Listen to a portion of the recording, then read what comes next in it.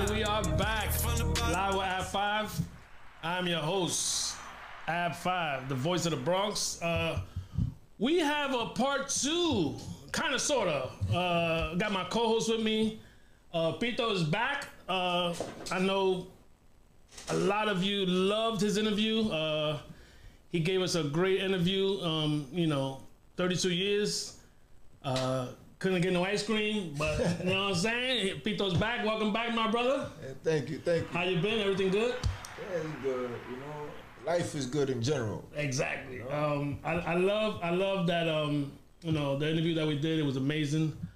I'm glad to have you back. We are back with one of your comrades, Eliot Lopez. Welcome back, sir. In the Pito interview, Pito mentioned him as Tato, the gentleman that started to get the ball rolling for his release. So it's very important to have him here. I'm happy to have him here. We're gonna get into how did that even happen. You know, how many other prisoners you helped. So welcome to the show, brother. Welcome. Thank you. I appreciate it. My name is Eliot Lopez with one L, one T, because everybody get it confused. They usually put two L's and two T's. That's for Jewish people. I'm Puerto Rican. But I'm glad to be here, and I'm glad to tell my story and basically my narrative about life, about, life-altering changes and things that could go on in our community, and also the changes we go within prison, how we better ourselves, how we decide to make things better within our community in prison, as opposed to outside before we get out to society. Which is very important. A lot of prisoners, a lot of convicts, as they say, are looked at when they get home. Oh, he was in jail. Like we said in our interview, the background and just getting looked at in a way that's very negative. Both of you gentlemen are examples, and the rest of your clique, like we spoke about in our interview, positive. And you guys stress that in your crew, in your group chat, you stress that, and God bless you guys for welcoming those who come home, and positive. If you te va a poner a joder, you're gonna go, that's what you want to do. That way, bye, and that's us. You need that strong group to keep you down, because when you get home, you already know. You still going back to prisons to help the kids and to help the narrative of negative. So let's start with born and raised. You know what I'm saying? I always start born and raised. So the floor is yours, my brother. Born and raised. Well, I was born actually in Bronx Lebanon Hospital in 1973. And in 1977, we moved to the west side, Manhattan, between Riverside, Fort Washington, 160th Street. Nice. I went to PS 28 and also Stitt prior to moving to the Bronx, of course. That's where everything changed for the worse. But that's when I'm originally from, the west side. That's usually people say, oh, you're from the Bronx. Nah, the Bronx just caused me my life, 30 years of my life. It caused me a lot of trials and tribulations. It caused me a lot of changes in my life through my family, the community, and a lot of things that I wasn't expecting to do. Got you. Siblings, parents? Yes. Well, my father passed away in 1998 while I was incarcerated. My mother's still alive, living in the same place. God bless her. Thank you. And God bless that too. R.I.P. Yeah. No, he's chilling. His birthday just passed recently, just like mine. I just turned 51. And I have 4 brothers and 2 sisters. They all live all over the place, but they doing well. They persevere as well. Love. How was the support from your family when you was doing your time? Well, the support was good, but like every other family, they go through obstacles, especially when you come through the Department of Corrections, whether it's Rikers Island or upstate New York, because they get treated like they convicts as well. And the visit, yeah. And the visits, they make them go through things. They try to discourage them. Anybody that has wow, I didn't know that. Yes, anybody that has been incarcerated, they try to discourage your family. They try to humiliate them. They try to make them go through things that we actually go through, and the process is not easy for them, for us, from getting down there, from them coming in to see us. Dang. You know, and that's a lot of things people don't talk about. People only talk about certain things, but they don't talk about the X factors of how families actually get stereotype when they coming in. It doesn't make a difference what color, it doesn't make a difference what race. If you come in to see a convict, whether you black, brown, white, you're gonna get treated as that ID number they're coming to see. Damn. You know, and that's the sad part about people don't know about that. They don't speak about that. Yeah, that's yeah. The couple of times I've been in jail, I got treated okay, but it's still, you know, just them telling you, you know, empty your pockets is like, oh shit. So that alone is discomforting. So growing up, when you came to the Bronx, you know, your school, I remember reading, you know, your story in the paper. We're gonna get to that obviously, but I remember it's mentioning your athletic ability as far as basketball, baseball, boxing. What was that like in school? As far as your love for, did you enjoy school or just like enjoy the athlete part of it? Now, believe it or not, I enjoy school. You know, that was one of my ways of getting out.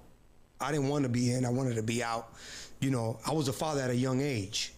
So that kind of like motivated me more.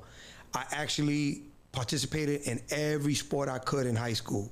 I was actually athlete of the year in 1989 before my graduation. Yeah, I read that, yeah. You know, and to become an athlete of a year in a high school where you have over close to 200 to almost 800 people, you know, in the same grade is difficult, but I did it, you know, and I did it because I used to train a lot with my stepfather, who was a heavyweight boxer. You know, I also spar with him, and I spar with certain individual, although my love was really basketball. You know, I was offered 2 scholarships, one to Oral Roberts and one to Pace. Unfortunately, I ended up going to Catherine Gibbs, but I dropped out because it was like slow for me. Yeah. And I really wanted to leave, you know. And like I said, I was a father at a young age, so I wanted to find an easy track of life and get out quick. One of them was I signed into the military. I took the Marines test. I passed it, of course, because I was physically challenged, and that's what I love doing. I love to be challenged. I'm a competitor. Yeah. You know, so I had no issues doing that. Then I took the mental one. Then I took the educational one. So I did great, you know. And I actually was due to leave in April of 1993. Before we got into the situation. So now, I don't want to go based off the news articles. This is why I got you here. So I'm gonna ask you, you know, from your perspective, because, you know, people always want to change or get things wrong. Were you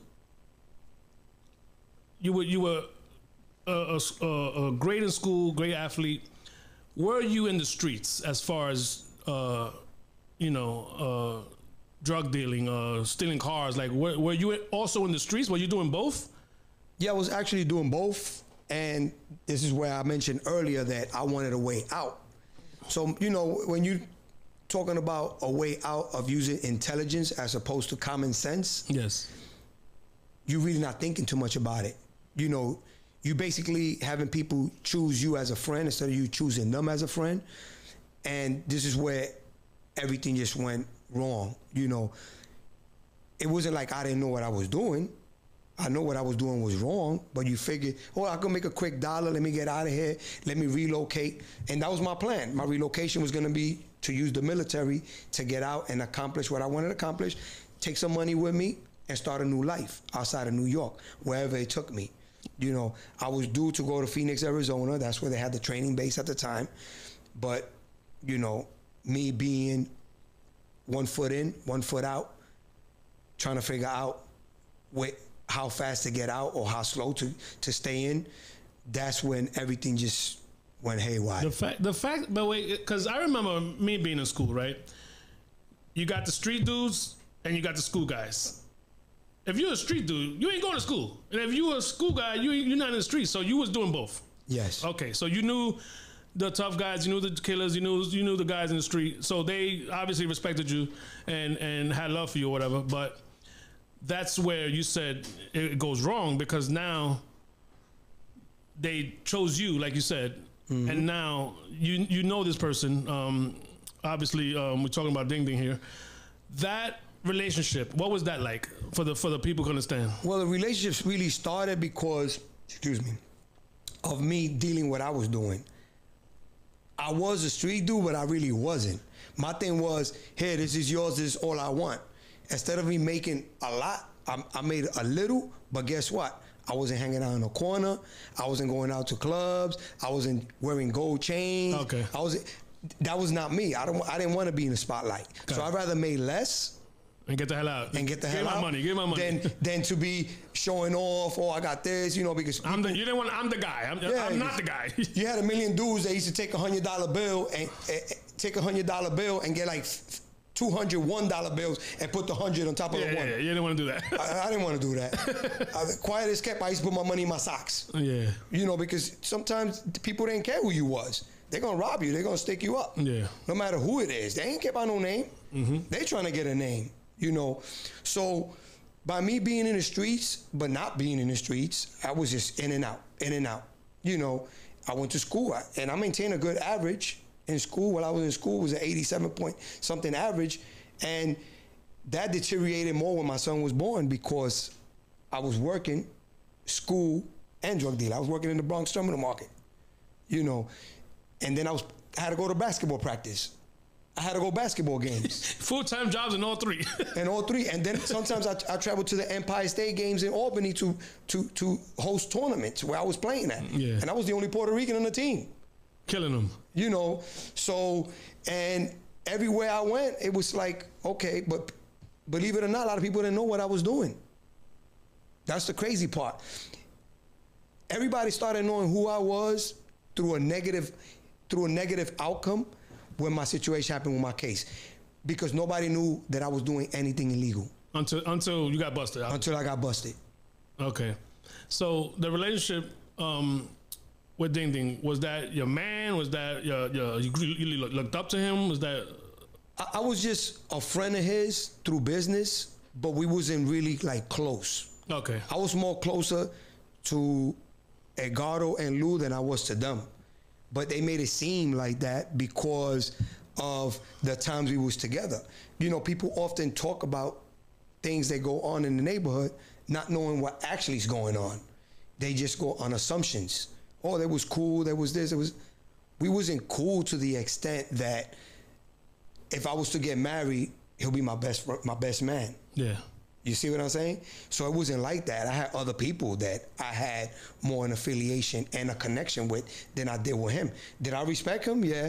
Did I like a lot of things he did? No, because when you bring violence into the business game of illegal activity, yeah, that's not good for you. Attention. And old timers used to tell me that. Exactly. Old timers used to tell me that. Old timers used to tell me, stop messing with that dude. He's not good for you. And one person that did tell me this, that wasn't even from the streets, was never been in the streets, never took a drunk, was my mother. She told me, I don't like that guy. Moms always know, bro. A mother's intuition is better than a man's judgment. I like that one. I'm gonna use that one. No, you gotta pay me for that. So let's start with your case, right? How did that day start, or that week, or like leading up to it? Was it spur of the moment? Was it planned? See you this day, we're gonna go do something? Or was it like spur of the moment? How did that whole day start? You know what's crazy, right? That I didn't really find out more about my case until I started researching my case while I was locked up. I started finding out things. You learned about yourself. Not only about myself, about the case. Wow. Because if you sit here and you ask questions to people who's a stand-up citizen or somebody that's walking the streets, working 9 to 5, was a DD5, was a UF61, was a steno pad, was this, was that, they won't tell you. Was a Miranda warning? No, ask me. I have no idea what you just said. So that's an example. I have no idea. DD5s and UF61s is basically investigation that's being conducted and done by officers that and the DA's office that are put together through interviewing, investigation, any information they get, they jot it down on there. Yes. So now, as I am going, I'm in prison. I meet people that tell me, oh, you should go to law library, you should learn this, you should learn that. Now, the answer to your question is, by me doing all this, I started finding out about my case after I was convicted. Gotcha. Because my lawyer didn't help me, which 99% of the lawyers, 18B or legal aid, is not gonna help you unless you got money. And secondly, when I digged up the information, I started finding out that my case was actually known to the cops, to the NYPD 40th precinct. They knew it was gonna happen before it happened. Check that out. And the reason why they know this is because any phone call that is made outside of prison, any phone call that is received or whatever, any conversation is being recorded by the Department of Corrections. And my co-defendant, my so-called friend, you know, I'm not gonna say he was my best friend, but my so-called friend was planning and plotting from in prison. And this is on the notes. This is on the DD5s. This is also on, and people could get this because I can't make this up. Public record. Public records. All you got to do is put a FOIL, which is FOIL, which is called Freedom of Information Law Request, which anybody's entitled to this information. Submit that and you get it. And all this was on a microfiche. You got it to the New York State Albany Library as well. And that right there tell you anything. When you have individuals telling the NYPD, this individual is going to do this individual is going to do that. And the reason why I know this is through me doing my research on my own, working on my case, putting 440s, which is a motion to either set aside my sentence, vacate my sentence, which I study on my own. Because I also earned my paralegals while I was incarcerated. Talk your shit, man. Talk your shit, man. You know what I'm saying? You earned the right to talk that shit. Nah, in 2007, I'm learning. I'm gonna look back at this interview and Google all this shit you talking about. Yeah, because I love it. People could Google it. No, but you know what? There's people that don't know. Need to be educated. So continue, my brother. You know, so now as I'm reading certain things, I see from the CIs, which stands for confidential informants, that was working for the NYPD, they basically was telling the cops, yo, you know, this guy just got released from prison because this guy slapped his wife. He's gonna retaliate. Arrest him before he does this. Mm-hmm. Arrest him. Or do investigation. No. NYPD wanted something to happen because these are things that gets them, you know, an advancement on a shield or an advancement in career. They don't care about our neighborhoods. You know what's gangster? You're talking about the COs.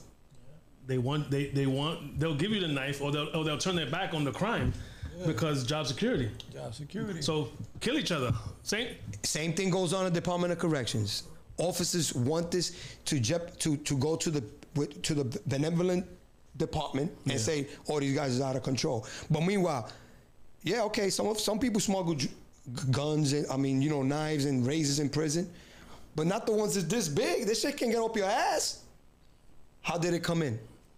An officer brought it in, threw it in the garbage, tell somebody, yo, there's a knife in there. They take it, they stab somebody. How did that knife get in there? Oh, look, we can't control this. It came through the visiting room. How the hell a knife or butcher knife is gonna come in through a prison? Job security. That's real shit. So they give them justification to do what they want to do. And it's the same thing that happened in my situation. These guys knew when the case happened and they started investigating, the same dudes that was telling the cop, yo, we told you that he was going to do this, and we told you. So they already knew. Yeah. They already knew, you know? And my situation is a lot different because I wasn't told that any murder was going to take place. Because if he told me he was going to murder anybody, I would have never went up there. That was going to be my question. So what were the intentions? What were you told? We was told that it was $150,000 up there, some guns, some drugs, some weapons. He was going to pistol whip the dude, slap him, scare him. And none of that happened. When the first shot ran, I heard that shit go pop. I ran like a bitch. Motherfuckers could talk all this gangster stuff and say this and say that. I ran like a bitch. Believe me, I didn't even know if I lost one of my sneakers. You was gone. I was gone. Te cagao. Yeah, as fast as I used to run 3.7 miles in 15 minutes and change. So I think I would have ran 10 miles in 3 minutes, faster than the car. You know, because I threw up, I was sweaty, I couldn't sleep. After that, you know, I didn't see what happened, but all I heard was pop. And I didn't know what happened until the next day. Damn. You know, and that's the true fact. They offered me time served to testify. And me thinking this individual is gonna say, yo, these guys didn't do any of this. I did everything. I held my own, I kept quiet, I didn't say nothing. I was offered time served. In 1994, in February, before I got hit with a metal mop ring in my head, because a dude wanted to take my jacket, you know what goes on in there. They take me to the court and they say, oh, he sent somebody to do that. But I already knew that he didn't send nobody. It was over a coat. You know, because in Rikers Island, you had to fight for your things. And I playing it dumb. They're like, we offer you time served, tell us everything that happened, give us this, give us that. And I said, no. Oh, you stupid, you know, you could go back to school, you could start your life over, this and this and that. And I said, no. You know? And a lot of people look at it and say, damn, this dude snitched, this dude told. But a lot of people don't know the significance of why this individual told on his mans. They don't speak about most of the stuff that goes on behind closed doors. Oh, this guy's a rat. But if you tell me you're gonna break that window and I go with you, I'm just as guilty as you. But if you go and start walking and you break a window or shoot somebody without telling me, what the fuck am I supposed to do then?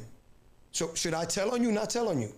I didn't go there with no gangsterism, which to me, that word is an understatement. To me, is overrated. No such thing as a gangster to me. What about a code of the streets and snitching and all that? Like, what do you? Obviously, it's too late now. You lost 30 years for that code, right? And this code goes on a lot in rap music. It goes on and you know, in the streets or whatever. And you know what? You got brothers that to this day, you know what? They living off that code because a rat, snitch, whatever. But you did your 30 and you could have not. What is the regret in that, if there's any? Man, the regret, and I'll say it here, I'll say it live, I'll say it on wherever. The regret is I should have been my own man. I should have made my decision and forget about that code because he didn't follow his code. If you're gonna live by a word, then you live by that code. Because if you tell me, like I said earlier, you're gonna go up there and kill people, I got a choice. I got a decision to make. Either I'm going or not going. Yeah. Exactly. If I go with you, then I'm just guilty as you. It's called mens rea, penal law 20.00. Knowledge, gems, baby. I love it. Keep on talking your shit. They got mens rea and they got the actors reas. Okay. People can look it up. You know, mens rea is when you share the intent. I mean, don't share the intent. Don't share the intent. Don't share the intent as opposed to actors rea when you share the intent. I didn't share no intent. I didn't know he was gonna do that. He should have told me, listen, I'm gonna go do this. You wanna come, yes or no? That's it. You thinking about that 150,000? That's what you was thinking about. You know, but he also didn't say he was gonna use any bullets. Mm-hmm. Because if he would have said he's gonna use any bullets, I would have said, well, I'll talk to y'all later. Because that's one thing that was embedded in me through the people that I know, that I consider them my real friends, that was telling me, when you bring violence into what you're doing, you're not gonna make no money and you're gonna attract attention. Yep. So I would have said, talk to you later, bro, whether it's 150 or not. Yeah. Because I wasn't greedy. You see what I was doing? Yeah. I was like, yo, hey, you know, just give me this much, and I wasn't greedy. Because that was embedded in me too. Greed don't get you anywhere. Cutting throats don't get you anywhere. You know? Yeah. All right. So let's go. Let's move on to. How long was there a trial or you pleaded? I pleaded. So 30 was a deal. Exactly. Oh, I thought. Oh, okay. So No, they offered me first. They went from time served to 15 to 30, and my dumb ass, I didn't know nothing about the law. I didn't know certain things I could have used because it's a videotape of me talking to an undercover dude named Raymond Rosado, who was working for the NYPD, who was part of my co-defendant, who wasn't even mentioned in any of our trial or anything, only as a government witness, which was Raymond Rosado, Glenn Dawson, and Cintron, which they used to call them SI. These three dudes testified. The same deal that I was supposed to get, they got. And they didn't even go upstairs. So they was outside. They was outside. So you could have been part of that, but exactly. You did the 30. So when they offered me the time served, and then they went to 15, they went to 30, the lawyer was like, listen, you're going to get 162 if you go to trial. 162 looking at 30, I said, you know. And the 15 was off the table. And the 15 was off the table. And the time served was off the table. And it was off the table. Oh man, the system back then, bro, is just, even now, bro, it's just, if you ain't got no money, you're pretty much screwed. So let's go to let's not fast track, but let's just move on to, you know what, you already got the 30. What was your first? You never been to jail. You never been to jail, right? Before that, okay. No. What was Rikers Island? I'm assuming first before you go up north. What was your first day of first week? Like what you just said, you got hit. I don't know if that happened right away or not. What is for the young men and women that should not ever, choose the life of violence and just crime? Describe that feeling of, oh shit, it's just real. I got the 30. Going to the island and what is that experience like? Man, I'm gonna tell you like this, and I say this to the young boys, young girls. Even the older dudes that think they're getting away with something, man, that's humiliating. When you coming through central booking and you on your way to Rikers Island, but before you get on that bus, they tell you, come to this room, like you're gonna get violated, take off the shirt, take off your pants, take off your socks. Butt naked.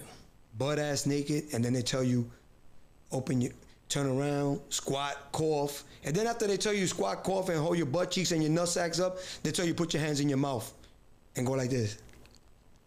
After you just dug in your ass. After you just dug in your butt. Being in the bullpen for like 72 hours without washing your ass. That's humiliating. You can smell yourself. Man, listen, you can smell the next dude and on the next room and all that. I mean, and then how they just look at you, because me personally, to see a grown-ass man naked in front of me, that's humiliating alone. So I don't know how that officer felt, but I know I felt like I was being violated with eyes. Like I was being, basically raped, basically fucked with eyes. You don't know what that man was doing when you turned around. You don't know. And that's embarrassing, man.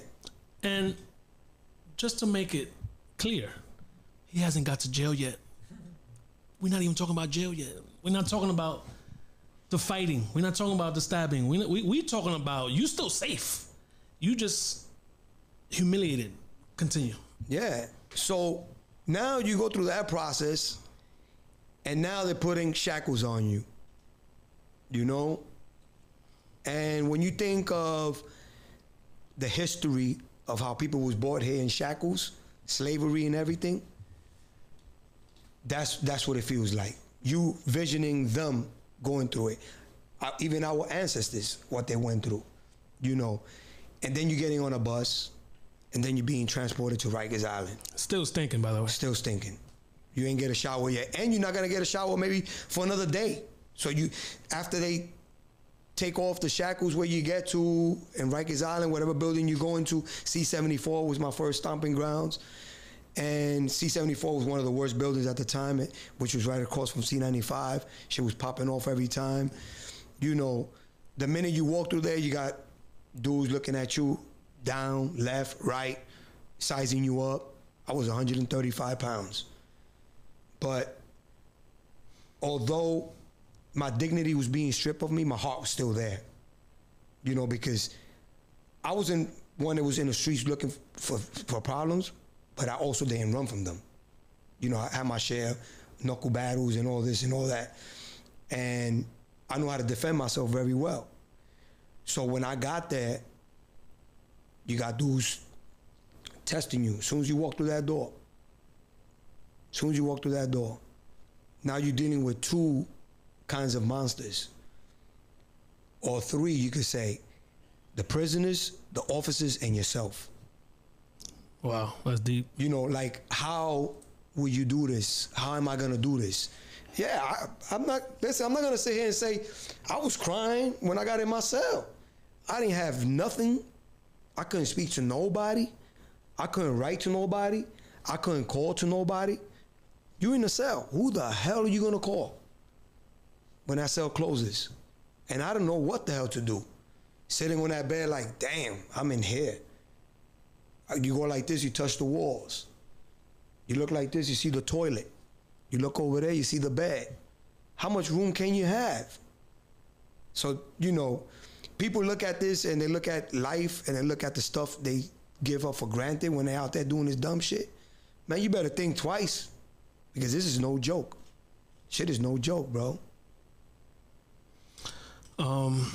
Yeah, it's you know, this is my second prison reform, as you can, you know, topic, because as my co-host was here before, you know, his story gave me chills, and I'm hearing it again from you, and it's still giving me chills, because like I said in the interview with my brother Pito, I've never experienced this, you know, and it's a blessing. I don't take that for granted. I've been in situations that could have been locked up, you know. I've jumped people, you know. I've been shot at, you know. I've shot at people, you know.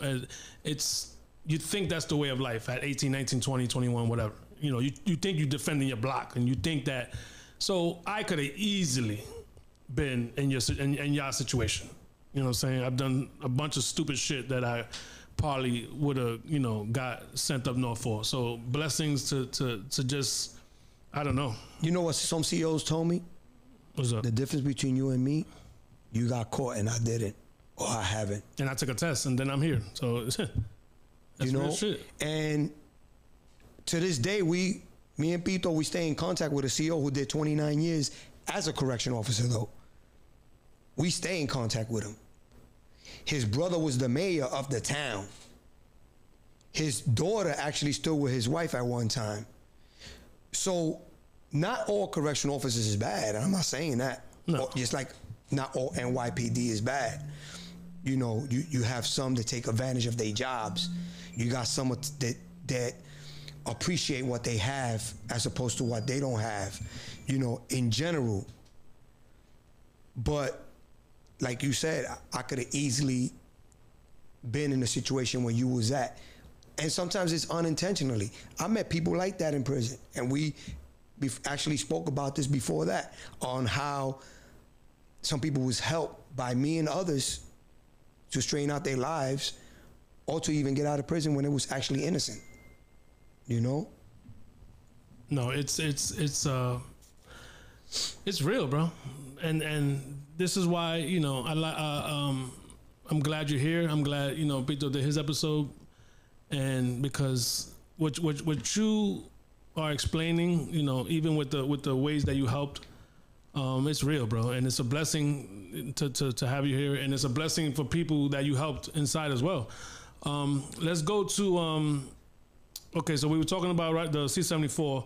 What was that first week like for you? No, now it's real. Like you said, you're touching walls, you can see toilet, you can see the bed.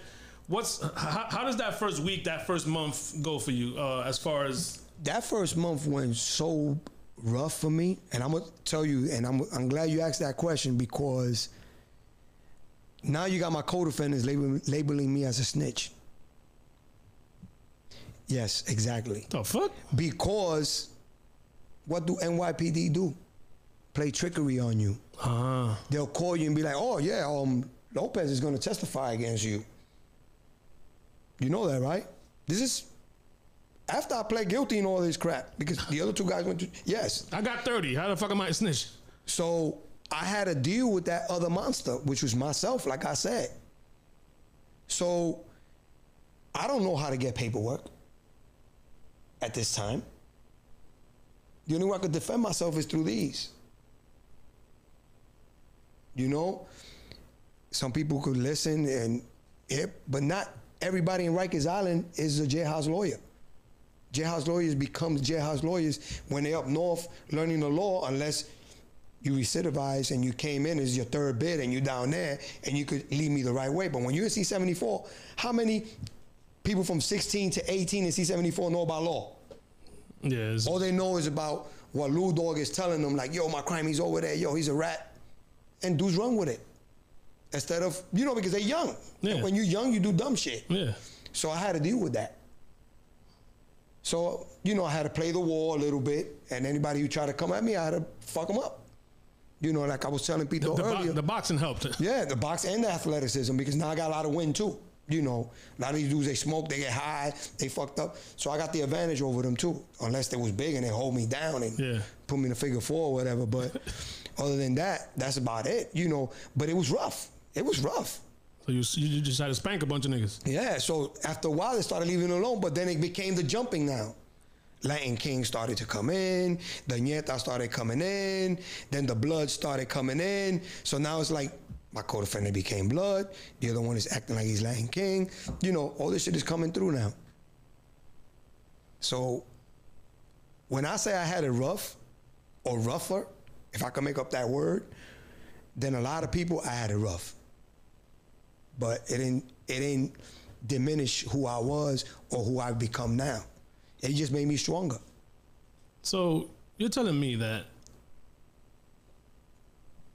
the two co-defendants, the two that they got the most time. Okay, the two that got the most time, they believed that you were a snitch. Yeah. No proof. They didn't do it. No, they just want to run with that. I always say that it was taking the smoke screen off of him on one of them, because he did say that, oh, the guns is in this guy's house and a TV when he was being interrogated, which people don't see that. This is part of the paperwork. How the hell they knew guns was in back of the TV? I didn't know, because I ran. Yeah. I didn't communicate with these dudes after that. So how did the guns were found? Who said the guns was behind the TV? It wasn't me. Yeah.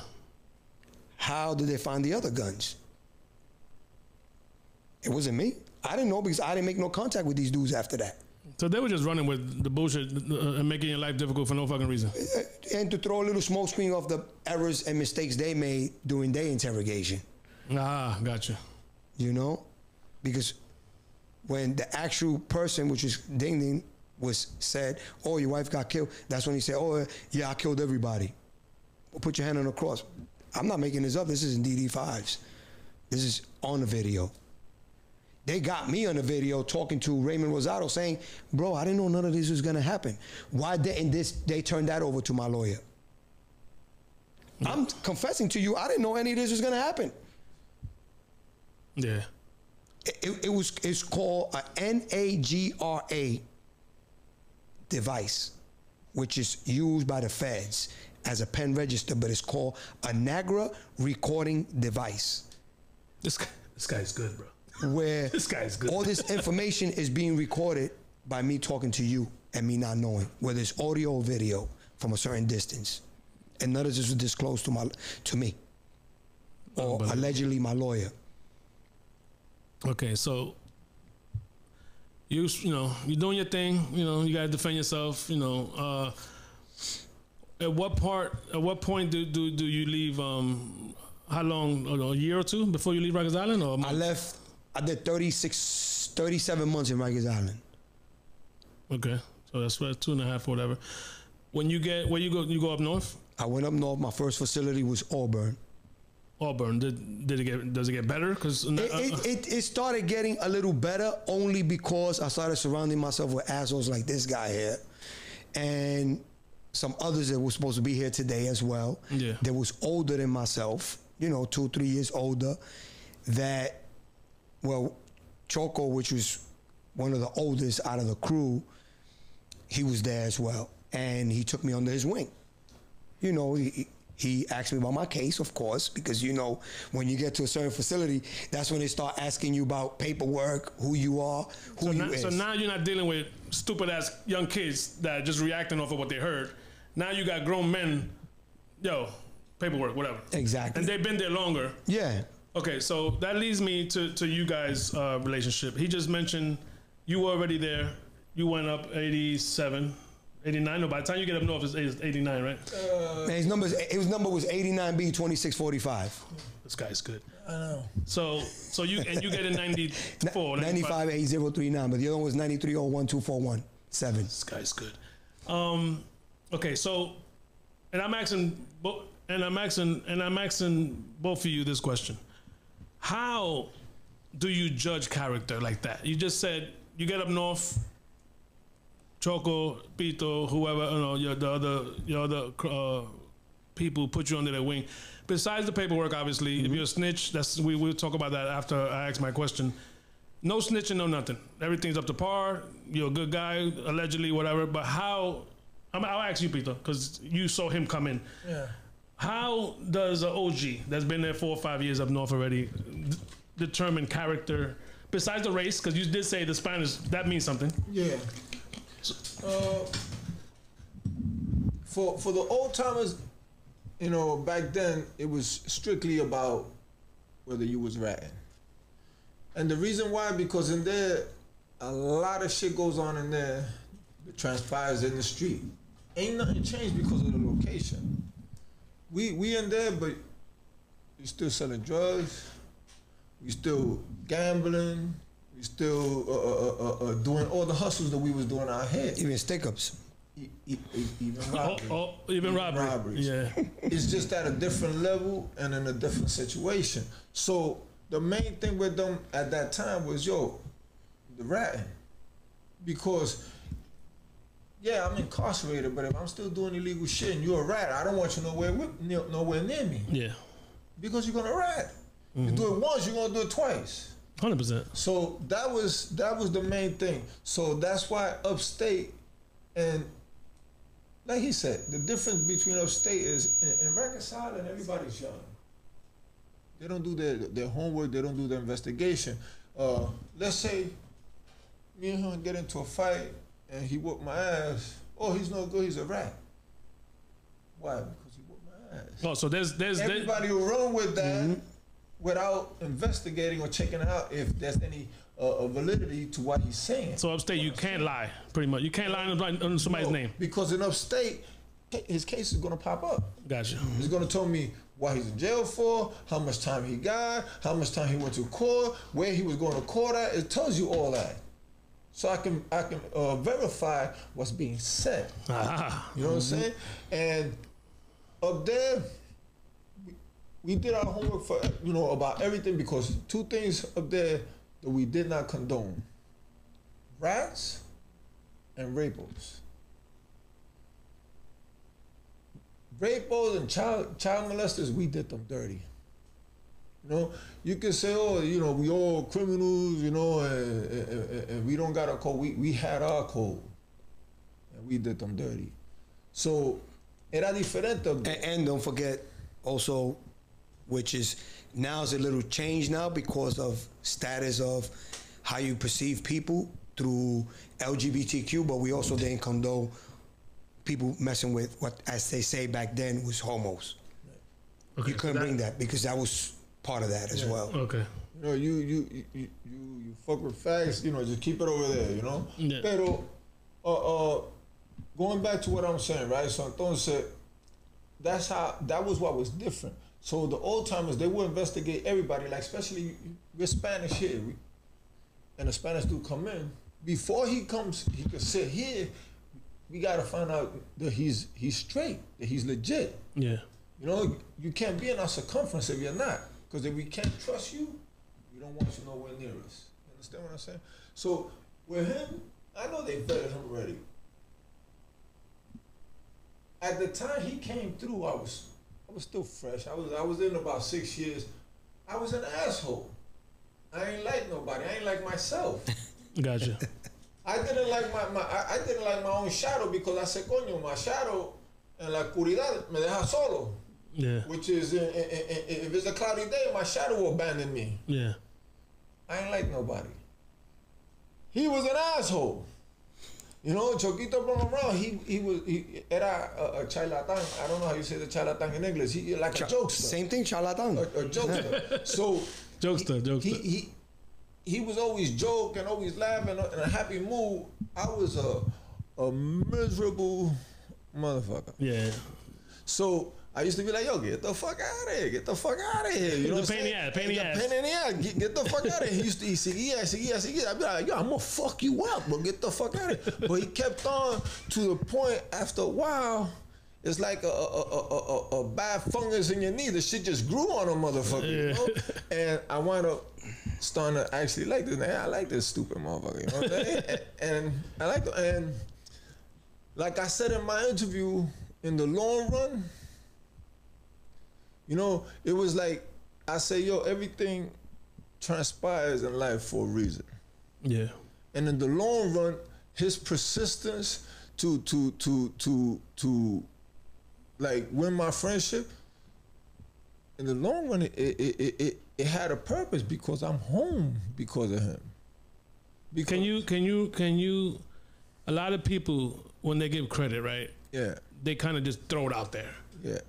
Can you honestly say, and you can back this up if you like, can you honestly say that you are home because of him? I'm home because of him. No one else would even brought that to your attention? No one gave a shit? Listen, I was, like I said, I was an asshole. And I will admit, the last 10 years of my bid, I was different.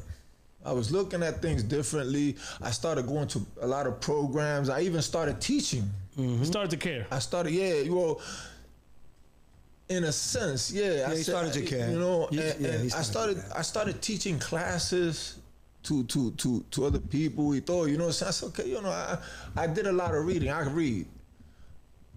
And when I say I read history, biographies, fiction, anything. You mentioned that Blue Boy was the one that... Yeah, you know, he put me, you gotta read. So when I started reading and started expanding my mind, I'd be like, okay, cool. It got to a point, like I said, the last 10 years that I said, okay, let me share some of this. So I started doing things. I started, going to different programs. I started taking college classes. I started teaching classes. So my perspective, in ese sentido, it changed. But before that, for the first 20 something, I was an asshole. I was in the box for 9 years. Damn. I'm not proud of it because I'm not proud of it. I caught bodies in jail. I'm in jail for killing somebody. I'm killing another motherfucker in jail. It's not something I'm proud of, but it's something that happened because at that time, my mind, I'm like, yo, listen, I came to jail. I'm 16 years old. I'm doing life. I'm never going home. What the fuck do I care for? You know what I'm saying? So it said my mentality until it started changing. Once it started changing, what didn't change was my bid. So I still got that L. And I went to the parole board. You're free 6 times. 6 times they hitting me. Bang. Yeah. Come back in 2 years and we'll see. Come back in 2 years and we'll see. Come back in 2 years and we'll see. And then they was trying to change it where instead of coming back in 2 years to see, you come back in 5 years.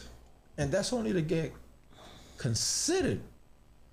So entonces, la última vez they hit me and I was supposed to go back again to a board. I said, fuck out of here, bro. They said, yo, they came to see me, yo, Ruiz, you got to go to a board. I said, get the fuck out of here.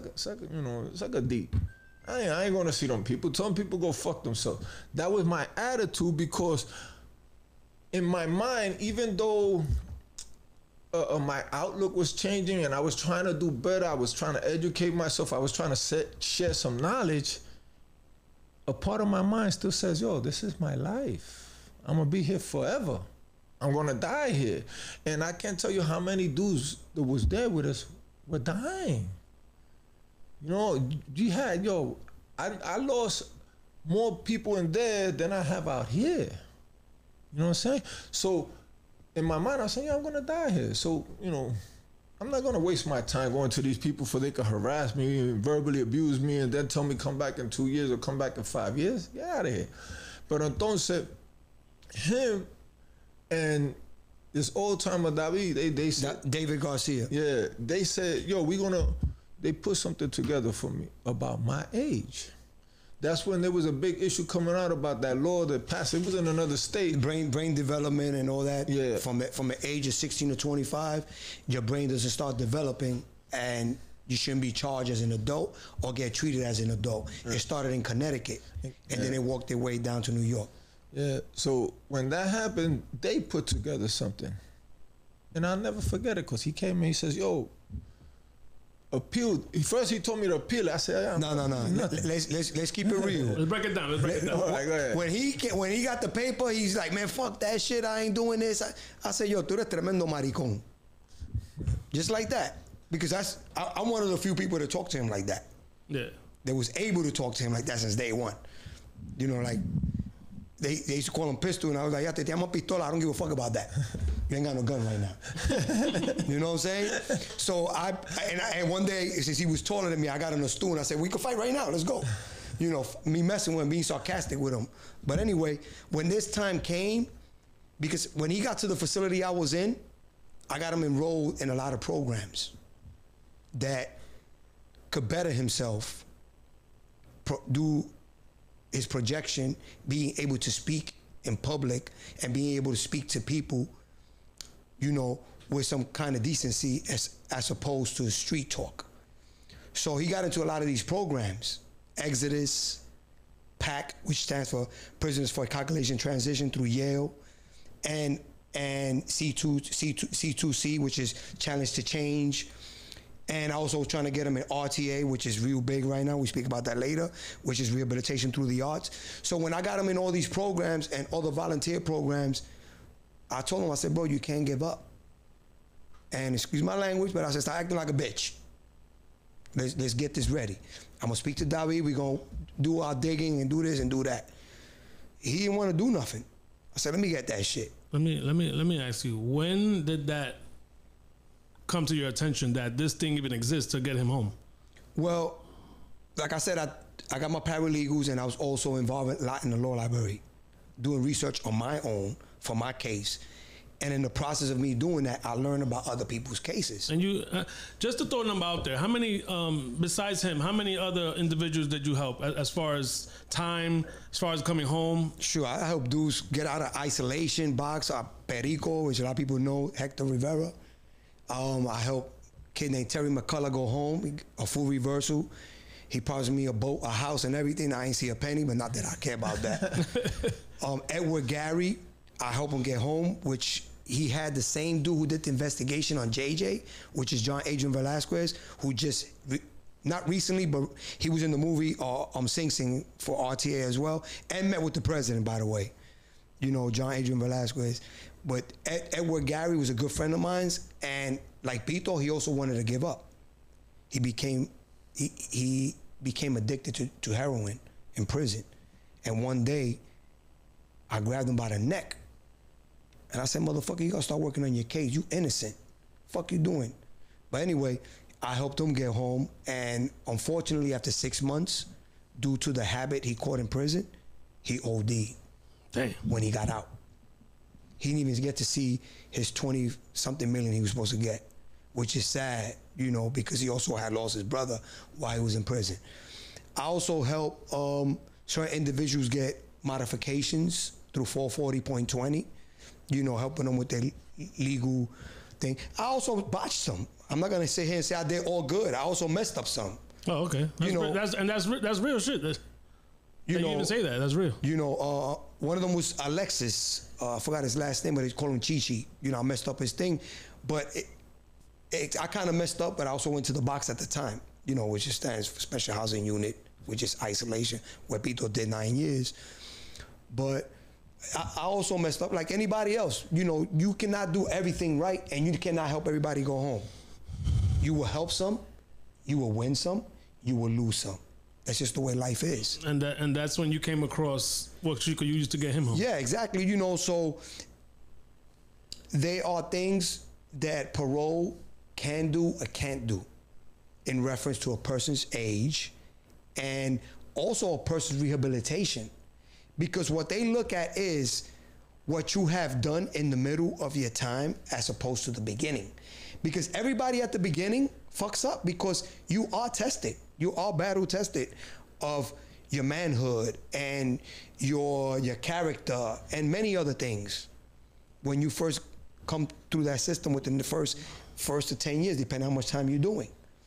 You know, but in the middle process, he started rehabilitating himself and making changes. So this is one of the key things that was used as an argument. Who he was then as opposed to who he is now and what he has done.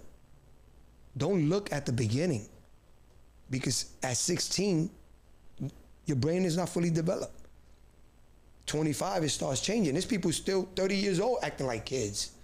So how you gonna judge this person is going to the parole board that was incarcerated at 16 and started making his transition at a certain age? So you cannot judge him. You gotta look at what he's done and everything he's been doing. You know, he was a member, a president of an organization.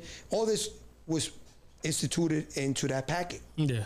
You know, David Garcia, which is the old man, he articulated better than I could.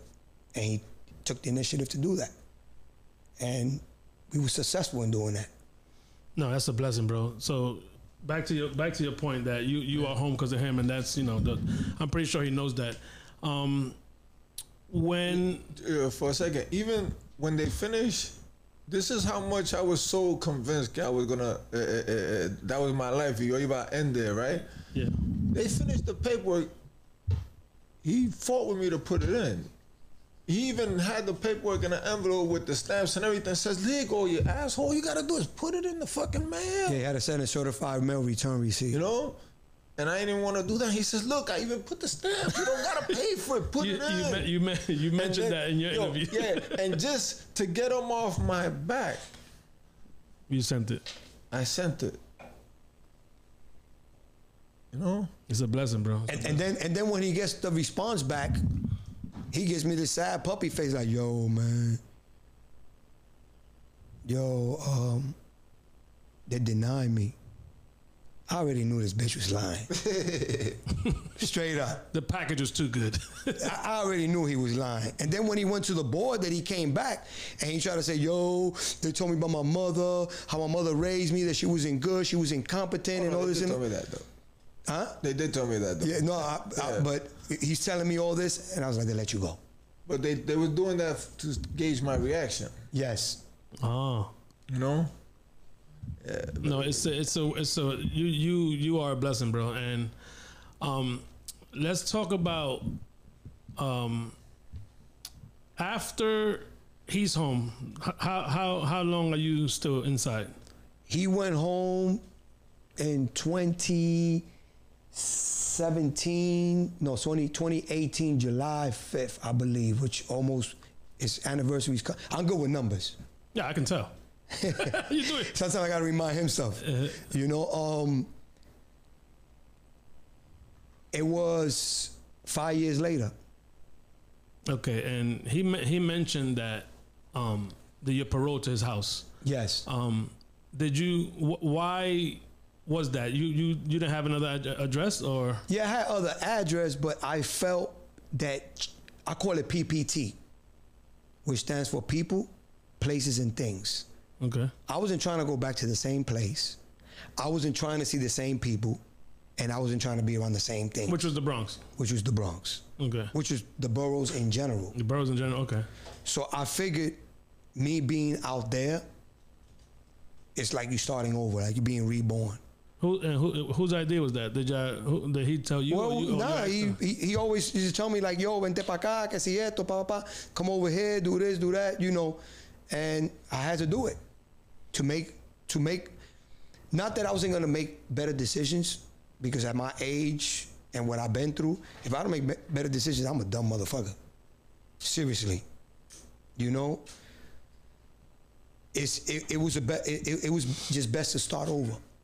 No. When he told me, when he said it in the when we did our story, he was I couldn't believe it, because you know the fact that his wife even agreed because of the woman she is, and you know, God, you know, like you said, this is what you said. If this is what God wants, babe, you know, and you know, another woman, you know, would have been like, I don't fucking know that fucking criminal, fuck him, no, and it's real. No, listen, she doesn't know me. I mean, she met me on a visit with him when he got off parole, but she don't know me.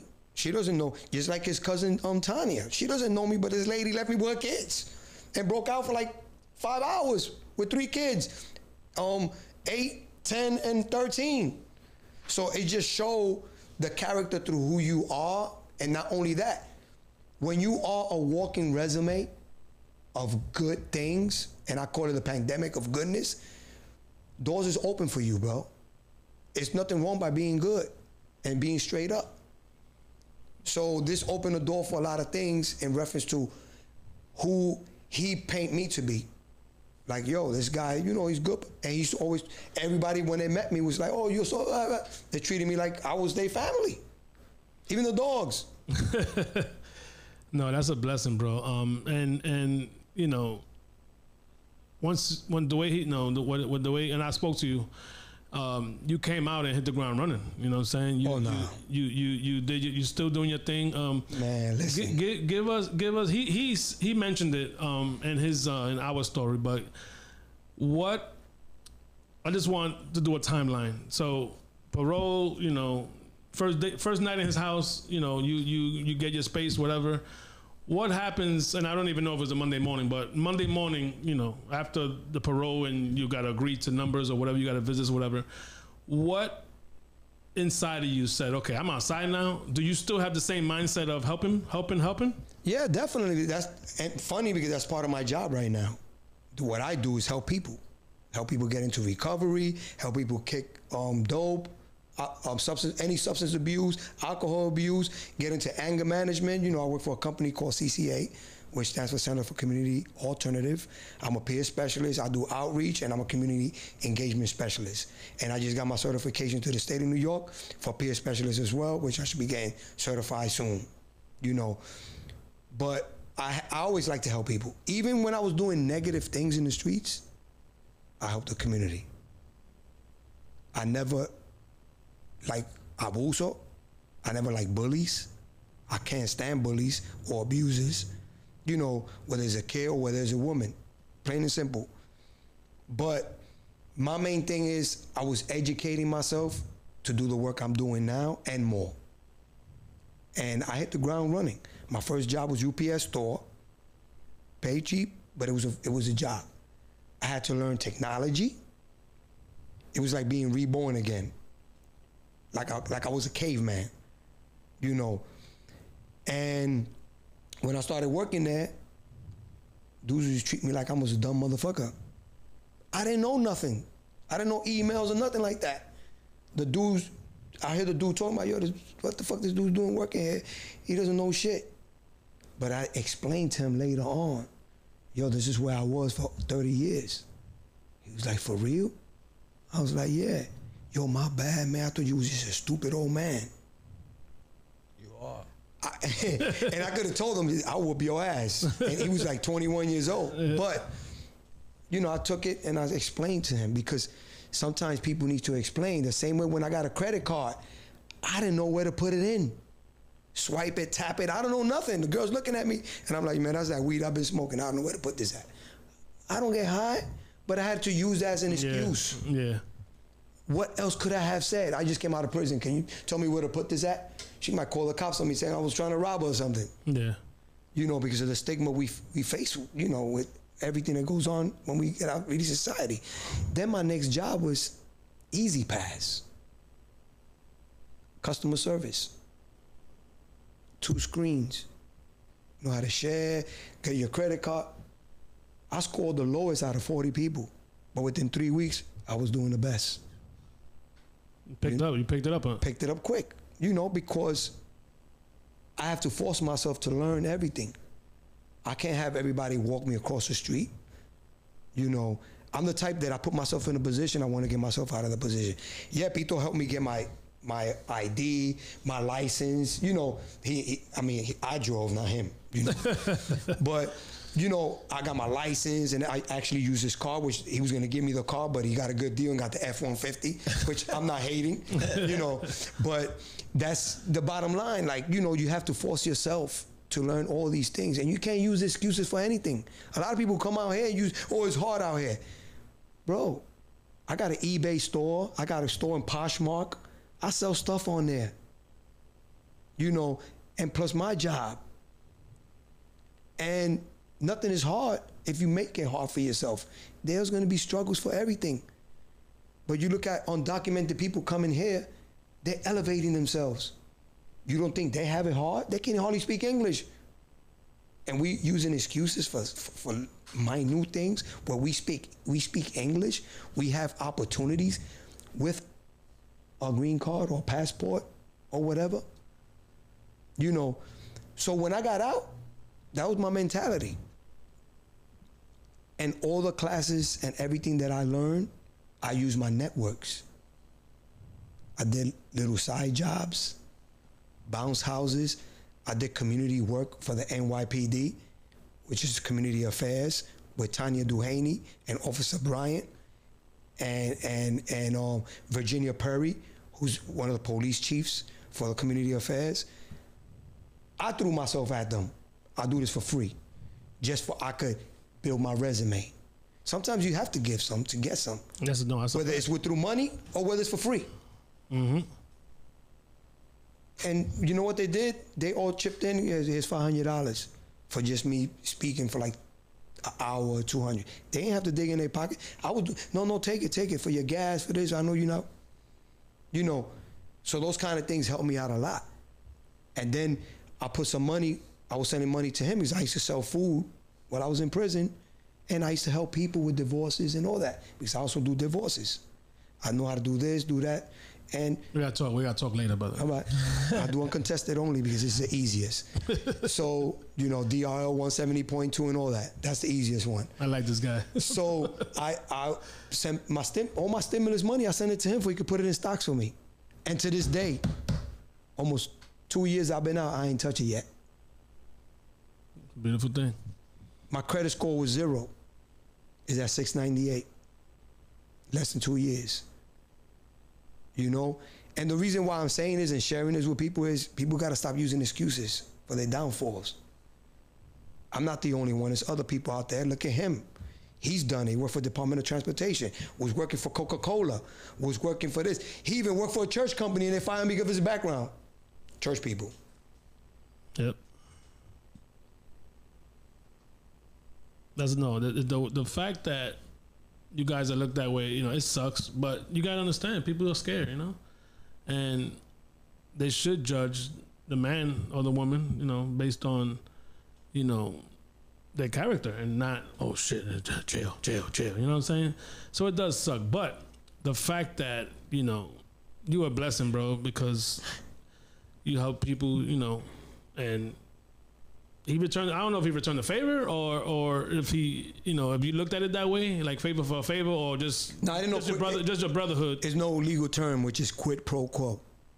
Quid pro quo stands for something for something. Nah, what if I got something he needed, I give it to him. If he got something I needed, he give it to me. That's real. And that's with all of us, not just me and him. With our clique, it's like 15 of us that served 25 years or better.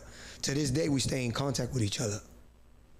You know, we build that bond, which obviously a lot of them is not here because they're spending time with their family, you know, 4th of July weekend.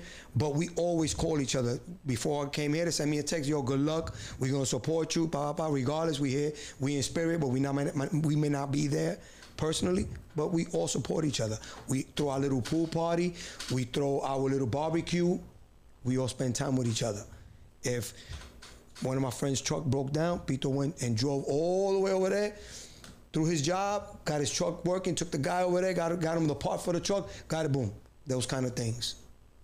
And we need that. Even people that haven't been to jail, like we're supposed to help each other out in that manner, because definitely it's you know, it's karma, it's a blessing, and it's just should happen all the time. You actually still paroled to his house. Yes. Yeah. How does that work as far as can they change the parole number? Like, oh, say, let's say, I don't know how long you're on parole. Let's say 5 years. With good behavior, does that go down to 0, 2, 3, 1? Or how does that work? Actually, it's been changing recently in the recent years because of a lot of people are doing what they're supposed to be doing. And they also look at your age factor. They also look on recommendation factor. They have been taking people off after 2 years. 3 years, it's like, yeah. It's not like it was back then. Before, they violated you for throwing a fart, for coughing. Now it's changed a lot.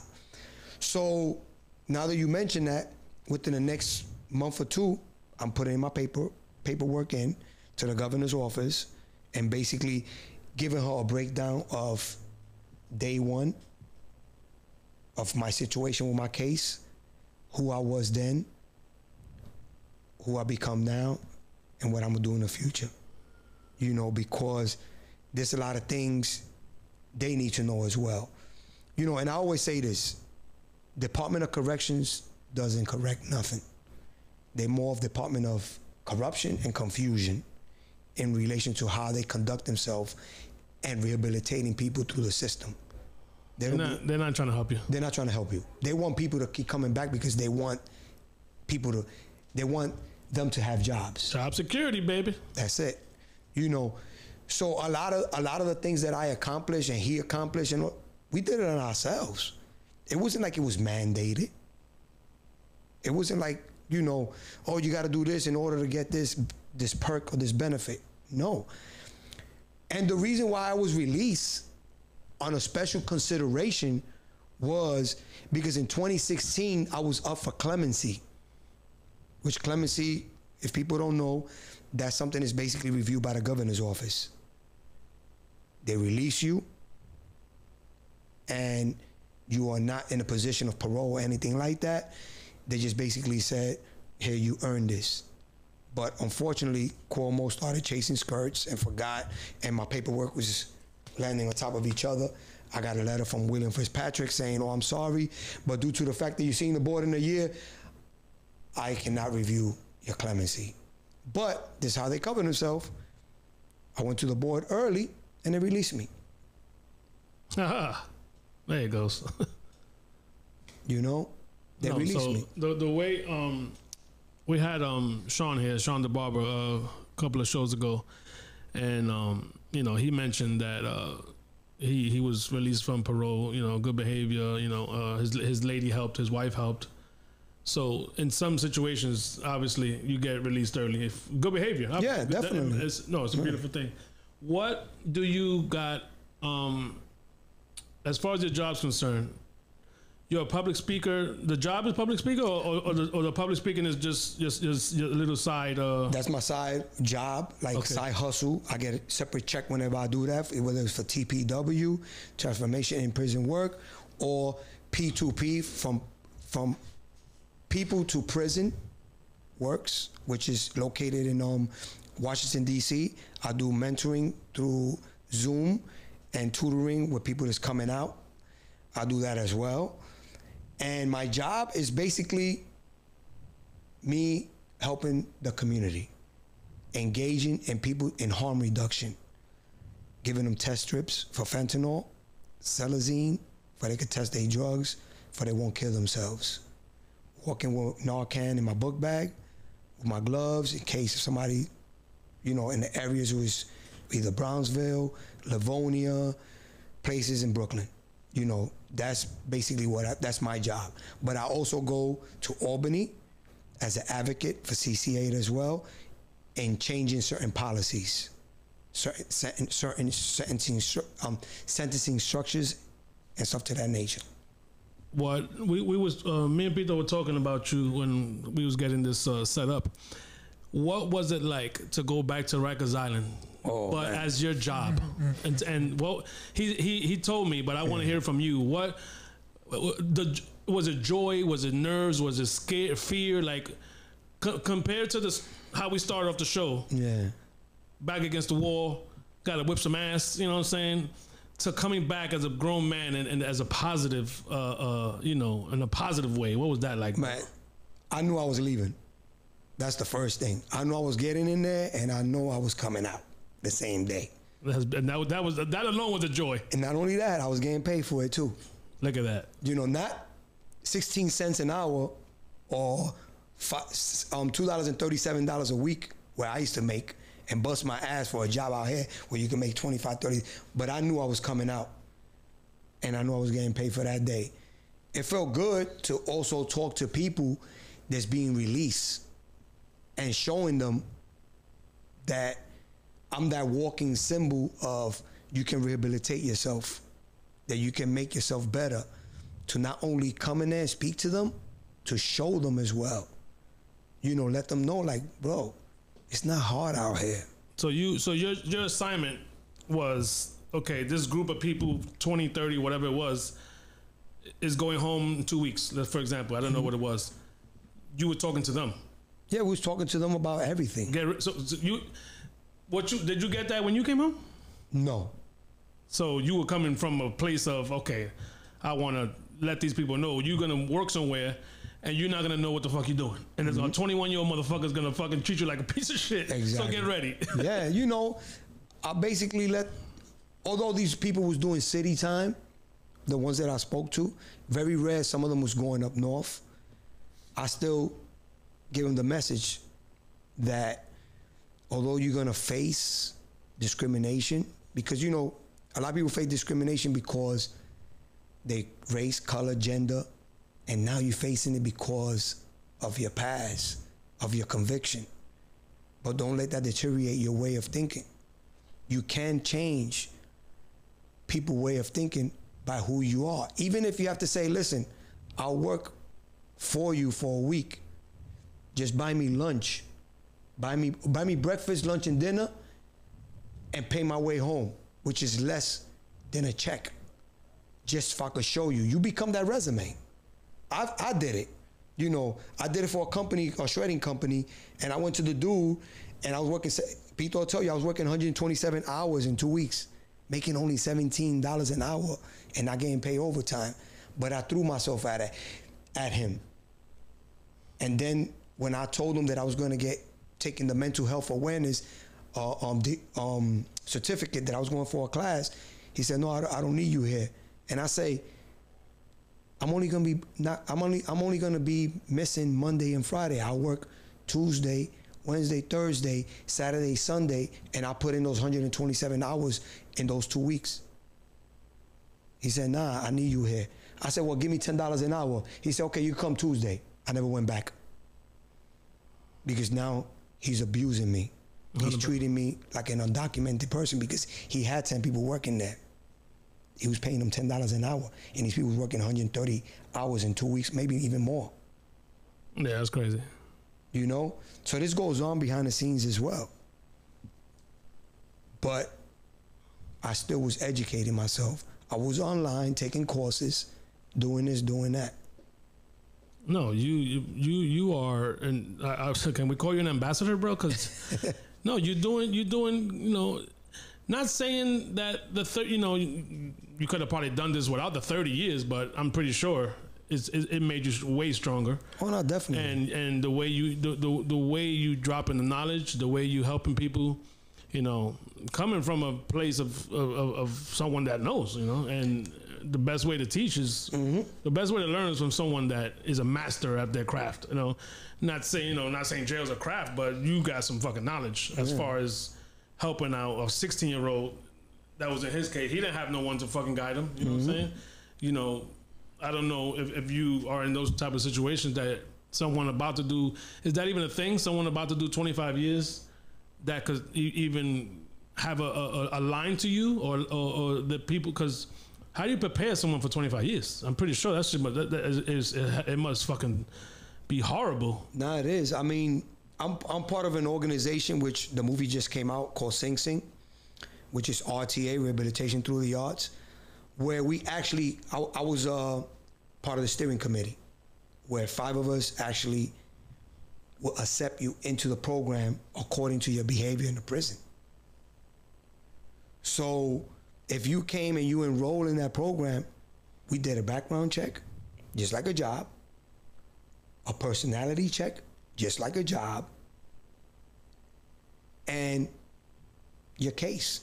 Because we make sure that although we didn't discriminate as far as what you got arrested for, but we still make sure, because women come in there too, and we didn't want you to lust over a woman and jump on her. So we had to make this decision. Yeah, that's a fact. So a lot of guys is in that program. Some of them a lot of them have been released, but a lot of them is in prison still. Some of them have 50 years. But through this program, it changed their way of thinking. They actually write scripts, do improvs, do theater, which I did a few of them while I was in there. One of them was called Father Come Home from the War, which was written by Susan Laurie Parks, and it takes place in 1867 in the Civil War. I play a Captain Mulatto called Captain Smith. So you do have things in there that could distract your mind. It's what you choose to do with it. You know, you could either get out of being a gang member, or using drugs, or just fall back into your mind frame or how you was thinking. And we actually took courses in that, which is the social norms. It was 5 bases: spiritual enhancement, growth and development. I forgot the other 3. I can't remember everything, but you know. But he's human. Yeah, I'm human. But these courses, we actually sat down with Yale students. They came in as volunteers, and we sat down, and we actually spoke about all these things. You know, and you learn. You know, you learn to accept who you are, what you have done, and responsibility. Because we all have decisions and choices to make in our life, but you also have to take accountability for your actions, for what you do, for your way of thinking. And a lot of people don't do that. They don't take accountability. They just say, fuck that shit. You know? And it's funny because my girlfriend and I was talking about this last night. I told her, I said, I don't like talking about my past. She said, yeah, but the past made you who you are now. 100%. And I looked at her and I said, you're right. But I still hate it because of what I could have done with it. You know, I threw it away, although I'm not throwing it away now. But to me, I was a failure. But now I feel good when I wake up in the morning. I see people walking with mean grills and faces, and I be like, man, you got it good, you free. You know, yeah, we don't know what goes in the household or what is happening to them. But if you really get to talk to them and you spread some light to them, they're a different person. You know how many people I've spoken to, and when I tell them that I did 30 years, they do a double take. You fucking shitting me. You joking. Did you say 30 or 30 days? I said, if you want to put it that way, yeah, 30 days. So how was it? You know? Yeah, how was it? You don't want to talk about that. We're going to take a break real quick. Be right back. Stand by. All right. Is he here? Oh, I don't know. Welcome back after our break. I had to do a little pee-pee break, sorry. So, Eliot, you keep mentioning the Sing Sing movie. Who's involved in that? Where did that come from, the idea? What is that all about? The idea came from Rehabilitation Through the Arts, which they call RTA. It was founded in 1996 by Catherine Watkins. She was a director. She just passed the torch on to somebody. She retired. But it's all about formerly incarcerated individuals that educated themselves on theater, poetry, writing while incarcerated. This program, the movie called Sing Sing, which is played by Domingo, everybody can see it's already out. Where can they find it? It's actually, I believe, it's on Netflix and it's everywhere streaming right now. Okay. So it's like a big thing because it's getting good reviews. you know, and like I said, these are all formerly incarcerated individuals. 90+% of them did time is in that movie. You know, I can't remember everybody's name, but you got John Adrian Velasquez, you got Dino Johnson, you got Macklin, which they call him Abel, and others. Yeah. Sorry for the guys I can't remember, but you know. And it deals about rehabilitation, you know. And believe it or not, our recidivism rate for our program is 0.003, which is unheard of. And I believe now we might have close to 400 alumni. I will have to speak to Charles Moore, which he's part of the director now over there at RTA and others. But this program shows that it works. And this is what the movie's about. You got people doing theater in prison and people looking at you like, are you serious? Are you doing this? Are you doing that? You know, and like I said, I mentioned earlier, I also did some theater in there. We also wrote a book telling our stories, writing our lives, which was by Linda Atkinson, which she came out in Ocean 8, and Kate Lombardo. She also assisted us in writing this book, which I gave him a copy and a copy of the thing as well, of the theater play. Yeah. It's on DVD. You can also request it through RTA if you want a copy of it. Anybody can get it for free. All you have to do is call and say, I want a copy of this. And it's a collaboration of us telling our stories while we incarcerated. What we miss, what we want to do, and what we're going to do. Everybody share a little portion of their lives in that book as well. So, you know,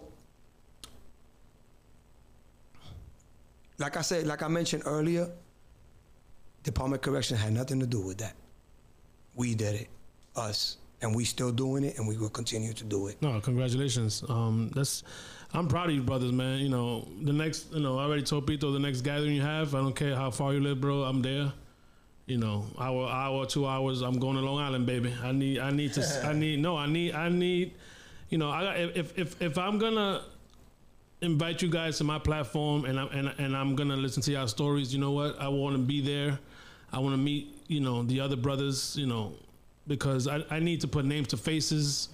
I need to see how y'all, you know, joke with each other and laugh, because now you can joke and laugh. Yeah, you know what I'm saying? Definitely. And you know, I don't know what that's like to be in a dark place and now you outside. You know, I don't know what it's like when, you know, y'all were probably, you know, y'all in the same jail together, you and 10 others or 15 others, the clique, whatever. And now you motherfuckers could take a trip to Puerto Rico. Y'all could take a trip. That's crazy, bro. Like, what is that? Must feel fucking amazing. And to, you know, I want you to you know, your you know, so we could end on a good note. Yeah. What does that mean to you that your brother here, your other brothers that you gather with, coming from that dark place? Yo, turn off the light. Yo, what the fuck is the shot? Whatever bullshit, CO shit. To now being fucking bosses, pretty much, of your fucking lives. You know, got girlfriends, got houses, got. Yo, P, let's go to fucking Jamaica next year. We're like, what? That I want that feeling from you as far as being able to do that now. It's unbeatable, and it's so funny because, like you said, we ain't had those opportunities, and I've been home 5.5 years. So I'm going on 6 years, right? And 6 years, man. Next week, man. Yeah, and God damn, this guy's good. 6 years next week. Yo, the amount of things that I've done, the amount of places that I've been, the amount of countries that I've visited in this short period of time is astronomical. And because you said that, yo, your boy Play told me, yo, let's go to Costa Rica, man. I've been checking it out, and it looks like a nice, fun place. So I said, come on, let's go. We going next month for 2 weeks to Costa Rica. And the thing is, to come from where we came from, to be able to do something like that, your boy calls you up and says, yo, I'm up by Costa Rica. I'm up by, you know what I'm saying? I got my passport. And I'm just asking a question here, but even for you, you guys, play, you guys, whatever, Ice. What was it before? Yo, Let's go to the corner. Let's go to the corner of the yard. Go to the club. No. No, I'm saying inside. No. Oh, inside. What was it? Let's go. I see you in the yard. That's it. We gonna play some handball. We gonna play some ball, and then from there we gonna jump in the shower and then sit like assholes and look. That's it. That's it. That's all you can do. You ain't going nowhere. Or go back to the cell and cook in the hot pot. Word up. You know now you're going to Costa Rica. That's what it was. It's fucking amazing, man. I'm proud of you. I'm proud of you guys, man. You know, let's go to yard. Let's go to the yard. That's it. That was Costa Rica. The yard. That was Costa Rica. You know. The yard was Costa Rica, bro. But you know what? Sorry that you came from that, but you know what? Like Eliot said, bro. We're here now. And as for the pool party, and the funny part is we was talking about that this whole week because, I like I said, I do 2 or 3 every year, and we already basically set a date for the end of July, and the only reason why I'm waiting that long is because I'm having a barbecue, a barbecue pit put in, so I'm doing the pavers and everything. So I told him, listen, I don't want to have nobody come to my house and I got a big hole in my yard because they building this for me, you know what I'm saying? So it should be done, but for the end of July, it's gonna be popping. Fucking guy had a hot pot. Yeah, there was a hot pot in the cell to a fucking barbecue pit and a pavement. and not only that, we built a fireplace outside the yard, man. You know what I wanted to ask, and this might go towards the negative a little bit, but I have a question. It's my show. Don't worry about it. If y'all need to go to that place of popping off, is that still in you? To smack a motherfucker or like, what is that? Yo. Oh man, I let Pito answer that one first, and then I'll finish. You know what? Wait. Let me paint the picture, right? Yeah. Obviously, we want to avoid. We don't want this, but I'm just curious to know that. I seen this somewhere. Oh no, it was Blue. Blue Boy, yeah. Blue Boy mentioned in the interview that someone pressed him or someone like did something not knowing that he's a fucking monster and shit could go left fast so he's the one that I thought about and and I hope he's doing well because he went back in, but I'm just gonna ask you directly: Does that monster still live in you? And how often do you have to not smack a motherfucker that talks to his coworkers slick? Like, what is that like? It's easier, believe it or not, for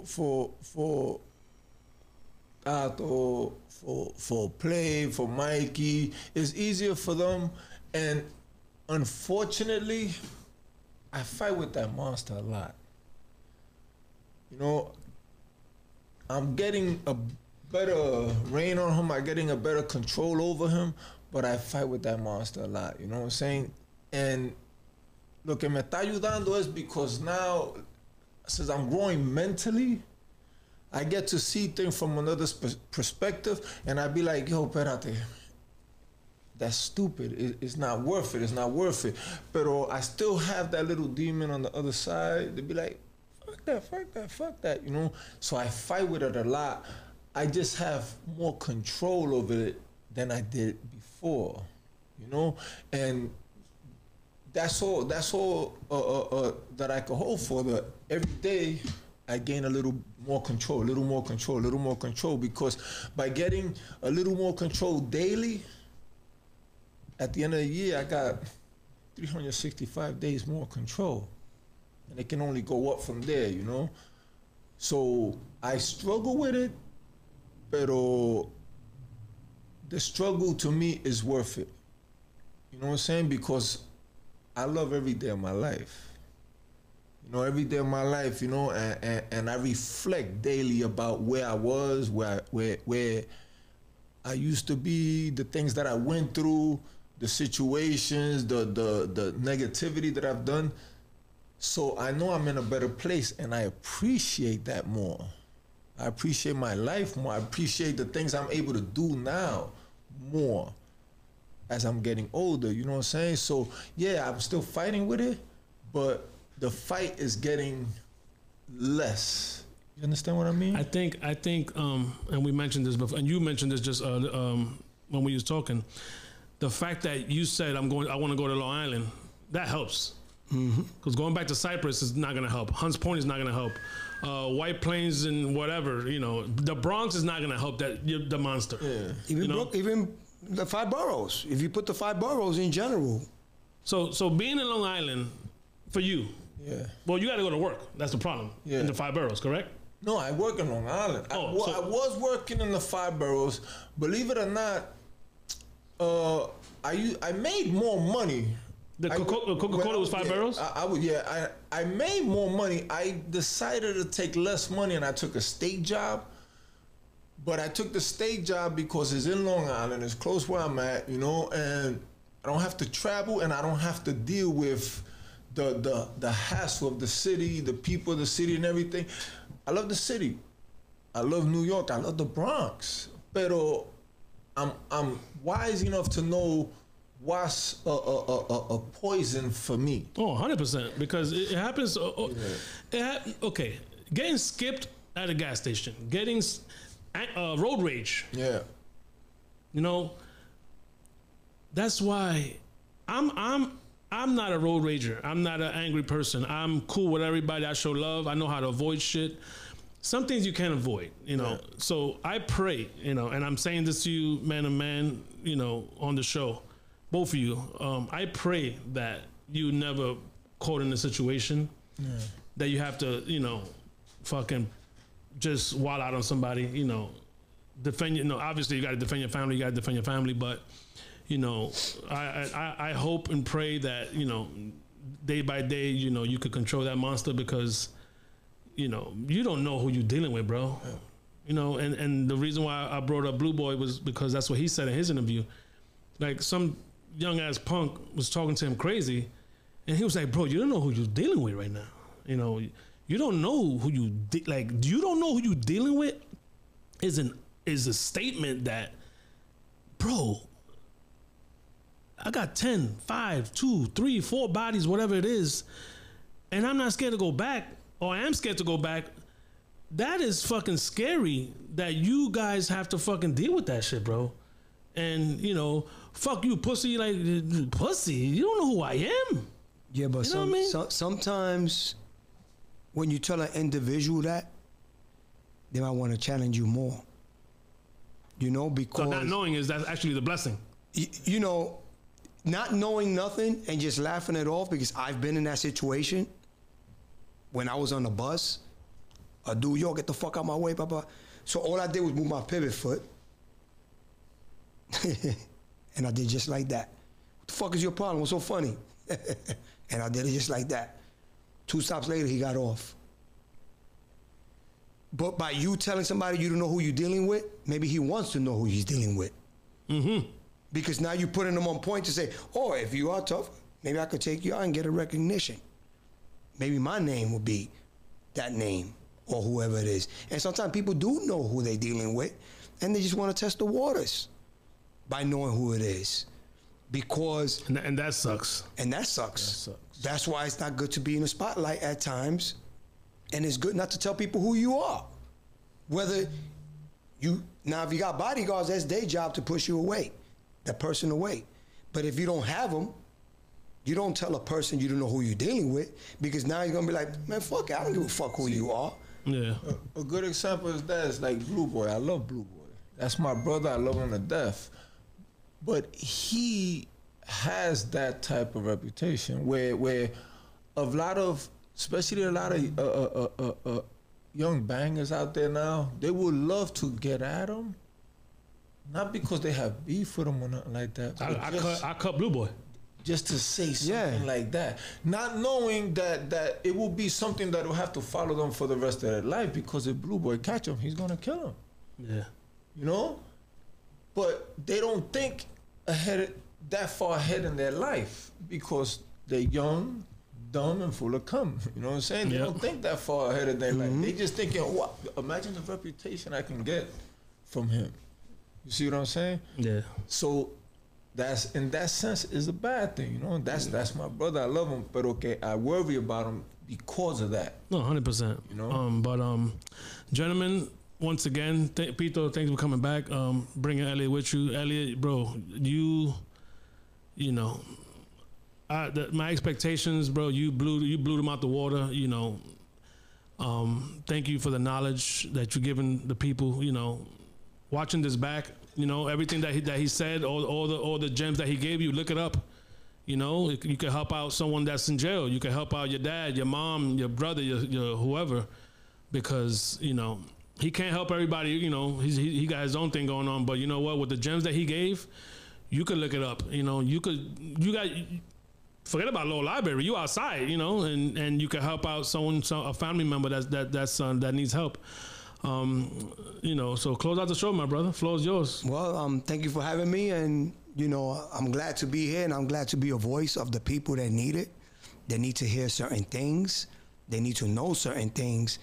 They need to be aware of certain things, because you can't reach every individual. But like Patrick Collins have told me, which he's an actor, he said if you could touch one person and you could change one person, you can make everybody better, because it goes on from there, you know. And I'm just here to help people and give people knowledge on the struggles I went through and the altering of lives that I went through and the changes to help prevent people go through that.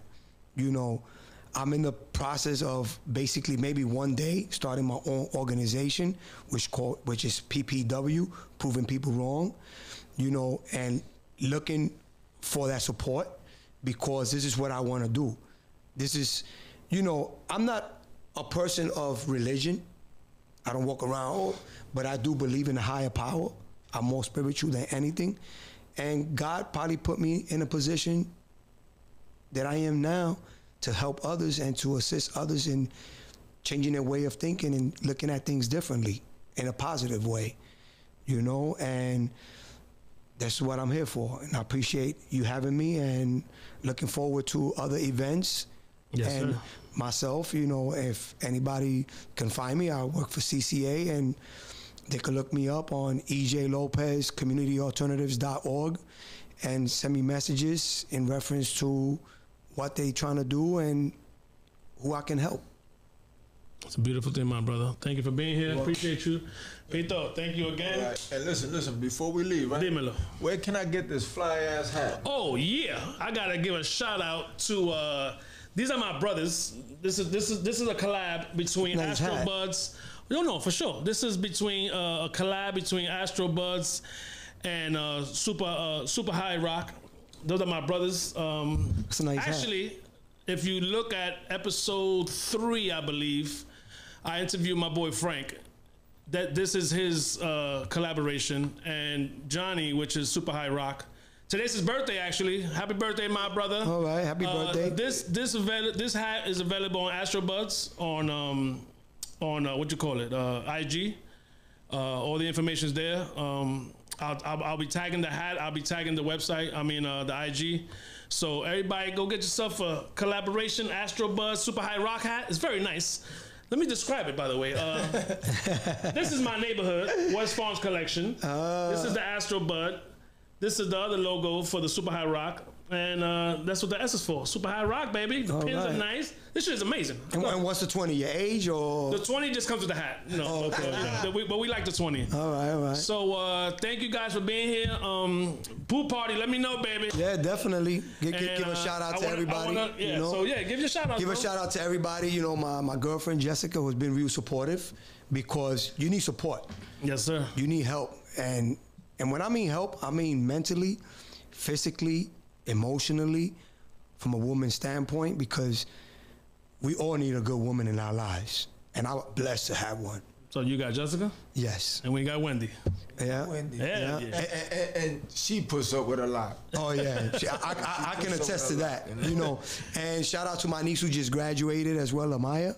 She's going to the 9th grade, and to my family and people who support me, people who has been supportive of my situation and everything else. And I appreciate everybody. Yes, sir. Let's do it, baby. Heck, let me get that music, baby.